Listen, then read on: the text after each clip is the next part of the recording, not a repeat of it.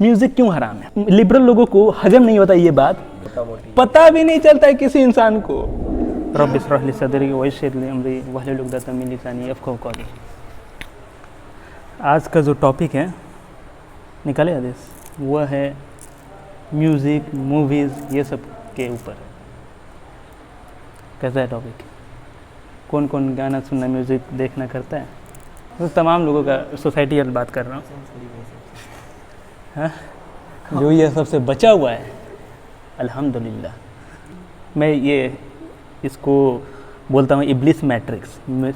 इब्लिस matrix मतलब इब्लिस का बना है वो मैट्रिक्स जहाँ पे लोग फंस जाते हैं, बहुत मुश्किल से निकलते हैं, जिसमें डोमिनेंस कर रहा है ये media industries, music, movies, right. तो क्या है म्यूज़िक, मूवीज़ देखना इस्लाम के पॉइंट ऑफ व्यू से? कोई बताएगा? कोई अपना?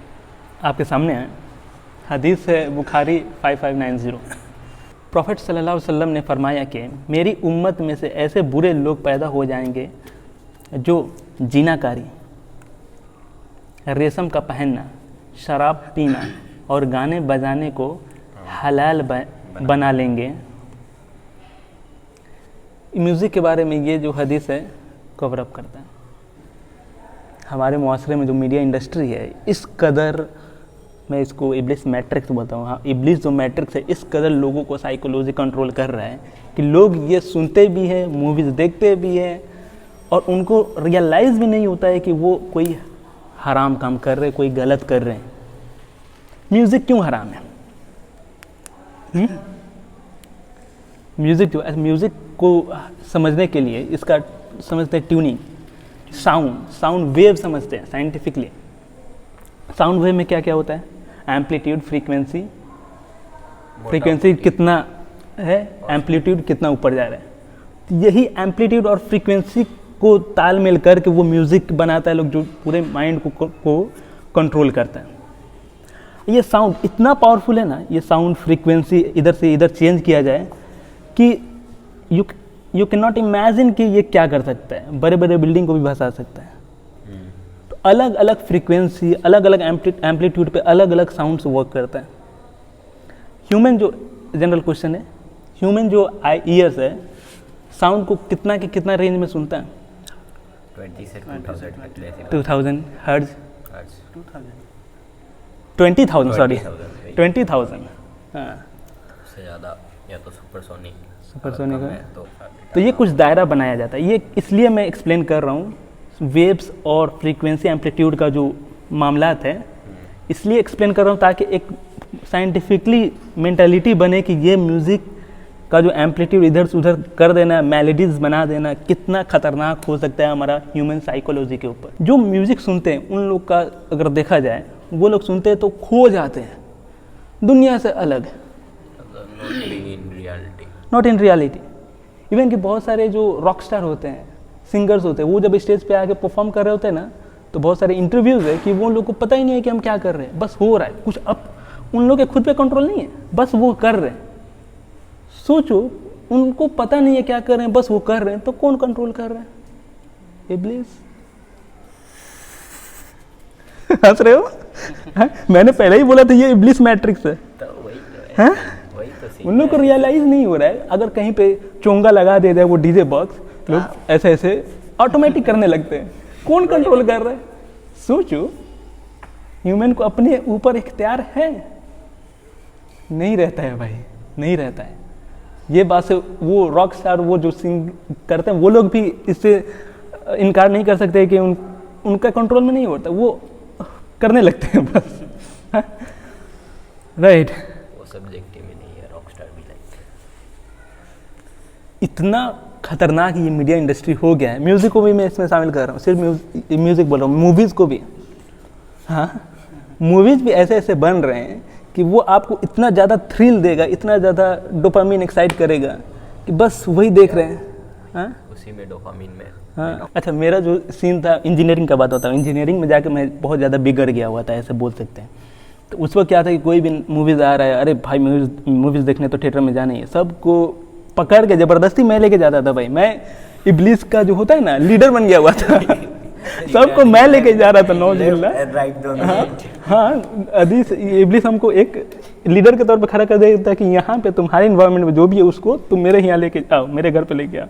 होता क्या फिर जब इब्लिस का मैट्रिक्स से निकला तो सब बोले कि अब चलो तुम लोग मस्जिद में। कोई नहीं आ रहा, थिएटर में सबको लेके जा रहा था तो सब लोग तैयार भी हो जा रहे थे। अब बोलते कि अब चलो भाई मस्जिद में चलो। म्यूजिक के ताल्लुक से साइंटिफिकली हम लोग देख रहे थे कि कैसे कंट्रोल करता है।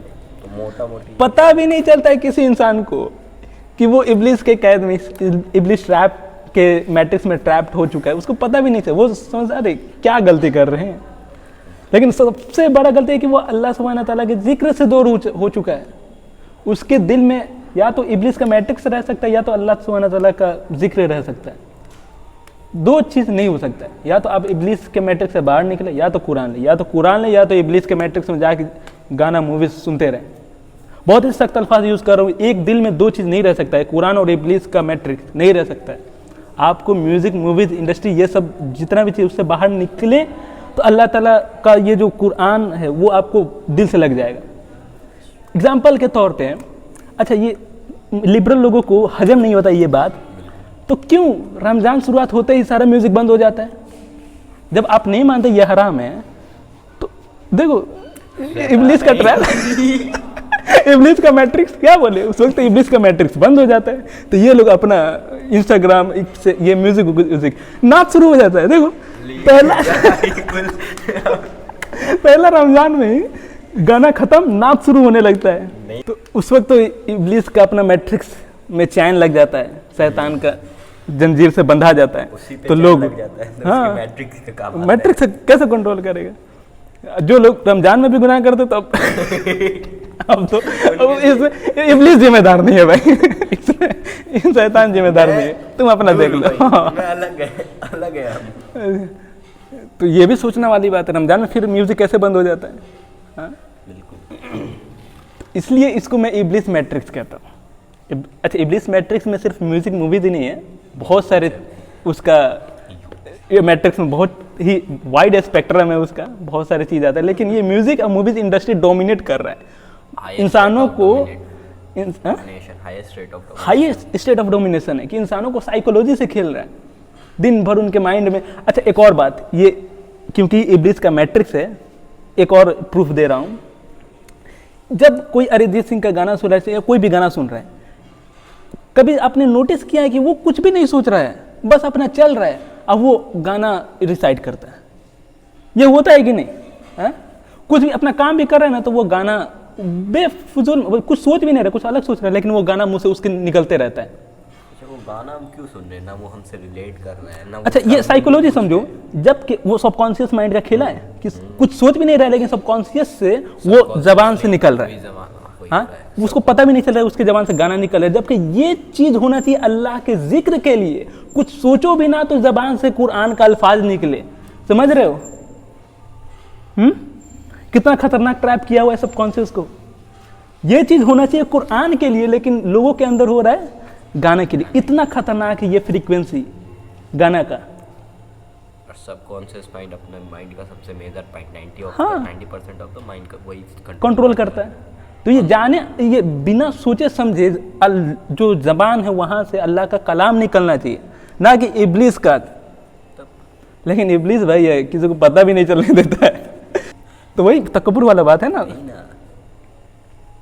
समझ में आया इब्लिस का मैट्रिक्स कैसे इंसानों को कंट्रोल कर रहा है एग्जाम्पल के तौर पे? क्योंकि ये एक ही हदीस में कवर हो गया कि म्यूजिक हराम है, इसलिए मैं साइंटिफिकली कैसे इब्लिस का मैट्रिक्स के बारे में मैं आज जिक्र किया। इंशाल्लाह हम लोग अगर कोई जाने अनजाने में कोई म्यूजिक मूवीज देख भी रहा है तो इंशाल्लाह इससे परहेज करना है। अच्छा म्यूजिक हराम है, जबकि ये चीज़ हम लोग देखते हैं कि कहीं पे भी मॉल में या फिर कहीं पे भी हम लोग जाते हैं तो कहीं ना कहीं से म्यूजिक हमारे कानों में आता ही। मैं यहाँ पे कह रहा हूँ कि इंटेंशनली ये सब नहीं करना है। वो जाहिर बाहर से अगर कुछ अंदर आ रहा है ना तो वो आपके दिमाग में नहीं रहता है। आप इंटेंशनली जब तक ना सुने तब तक सबकॉन्शियस में नहीं जाता है। एम आई राइट? सो जितना हो सके खुद से म्यूजिक से, मूवी से दूर रखेंगे। उसमें म्यूजिक के बारे में सिर्फ जिक्र है, लेकिन ये मीडिया इंडस्ट्री बेहयाई भी बहुत टॉप नॉच पे चल रहा है। भाई वो तो वही दिखाएगा ना इब्लिस एज अ इब्लिस मैट्रिक्स। ये तो आपके माइंड को कंट्रोल कर ही रहा है, साथ ही साथ इतने तेजी से बेहयाई प्रमोट कर रहा है, जिसमें मेरी मर्जी वाला कल्चर प्रमोट कर रहा है, LBGTQ क्या होता है वो प्रमोट कर रहा है। तो ये सब सारे इब्लीस के मैट्रिक्स अपना बहुत स्ट्रॉन्ग बना चुका है। और इसका जो ये जवाब है कुरान। हम लोग अपना में जितना हो सके अपने जिंदगी में कुरान का जिक्र करें, कुरान पढ़े, दिन भर ये अपने हेडफोन लगा के कुरान रेसिटेशन सुने, ताकि दिल में कुरान रहे, सबकॉन्शियस में कुरान रहे, जहाँ पे भी रहे अल्लाह ताला का जिक्र ज़बान से निकले, ना कि कोई सॉन्ग निकले, राइट। इससे बचने के लिए अल्लाह का जिक्र मजबूती से पकड़ना होगा, कुरान और सुन्नत को मजबूती से पकड़ के रखना होगा। कुरान और सुन्नत, ये इस रस्सी को मजबूत से पकड़ना होगा, तभी जाके ये मैट्रिक्स हम लोग निकल पाएंगे, क्योंकि बहुत खतरनाक मैट्रिक्स है, बहुत अच्छे से कंट्रोल करने वाला है। आज का सेशन अच्छा लगा, सीखने को मिला, मज़ा आया। ठीक है, इंशाल्लाह अल्लाह ताला हमें कहने सुनने से ज़्यादा अमल की तौफीक दे। अल्लाह ताला हमें इब्लीस की मैट्रिक्स से बचाए रखे, और जो भी हम लोग से जाने अनजाने में गुनाह हो रहे उससे माफ़ फरमा दे। अल्लाह ताला हमें शिर्क और बिदअत से बचाए, आमीन।